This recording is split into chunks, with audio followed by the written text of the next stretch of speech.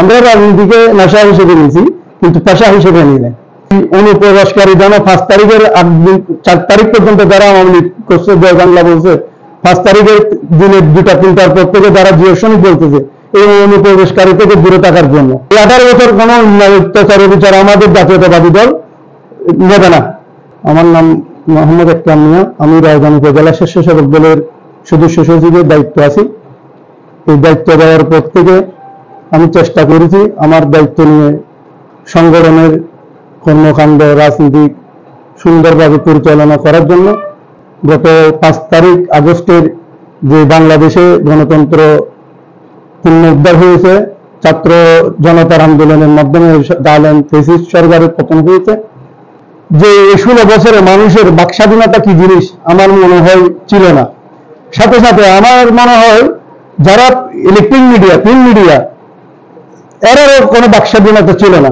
এগুলা বাকশালী কায়দায় এই দেশ পরিচালনা করেছে এরা। 71 সালে বাংলাদেশ পাকিস্তান থেকে, পূর্ব পাকিস্তান থেকে বাংলাদেশ স্বাধীন হয়েছে, পশ্চিম পাকিস্তান থেকে পূর্ব পাকিস্তান, বাংলাদেশ 71 সালে স্বাধীন হয়েছিল একবার।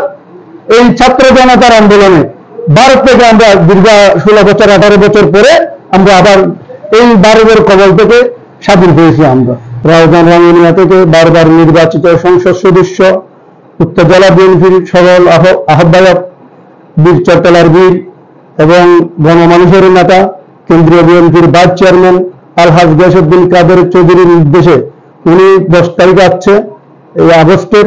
উনি আসার পরে রাজধানের চিত্র দেখে উনি বলছে, আমি এই রাজধান তো দেখতে চাই না, এই রাজধান আমার রাজধান, এই রাজধান শহীদ সালাউদ্দিন কাদের চৌধুরীর রাজধান, এই রাজধান ফজল কাদের চৌধুরীর রাজধান। আমার রাজধানে এই ধরনের দুর্ঘটনার জন্য আমি এই দুঃখ প্রকাশ করছে।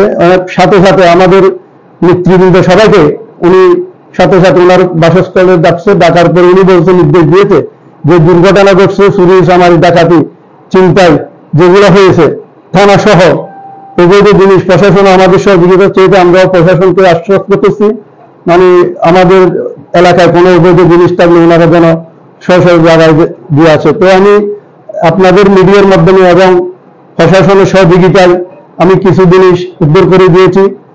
এই হাত মোবাইল, 3টা মোটর সাইকেল এবং কিছু অস্ত্র প্রশাসন আমার এলাকা থেকে উদ্ধার করে নিয়েছে। মোটর সাইকেল, মোবাইল আমি নিজে উদ্ধার করে দিয়েছি।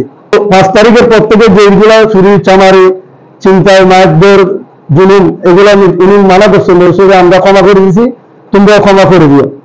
আর কোন এই অনুপ্রবেশকারী যেন 5 তারিখের 4 তারিখ পর্যন্ত যারা আওয়ামী লীগ করছে, জয় বাংলা বলছে, 5 তারিখের দিনের 2টা 3টার পর থেকে যারা জিও সৈনিক বলতেছে, এই অনুপ্রবেশকারী থেকে দূরে থাকার জন্য।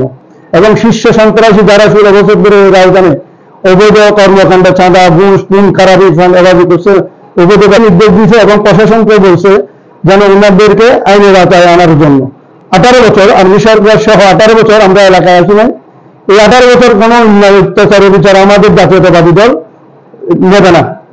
এই 5 তারিখের পর যেটা ঘটছে এটা ড্রাইভার আমাদের সংগঠন আমরা চেষ্টা করতেছি, এটা যেগুলো ঘটে গেছে এগুলো সমাধান দেওয়ার জন্য, এবং কিছুটা সফল হয়েছে, সার্থক হয়েছে বলে আমি আশা করি। 16 বছরের রাজধানীর মেম্বার থেকে শুরু করে চেয়ারম্যান, 14টা ইউনিয়নের কমিশনার এবং মেয়র, এরা যদি হিসাব করে দেখে প্রশাসনের কাছে জানা থাকবে, বিষয়ে আমাদের এতটুকু জানা থাকবে না। আমার মনে হয় একটা ট্রাক লাগবে যদি অবৈধ অস্ত্র উদ্ধার করতে হয়। তো এখন আমরা আতঙ্কে আছি, বাড়িঘরে আসছি, কারণ সন্ত্রাসীদের কোনো দল লাগে না, এরা এটা নেশা হয়ে যায়। খুন খারাপি চাঁদাবাজি এটা রাজনীতিকে এরা পেশা হিসেবে নিয়ে যায়। আমরা রাজনীতিকে নেশা হিসেবে নিয়েছি, কিন্তু পেশা হিসেবে নিই না।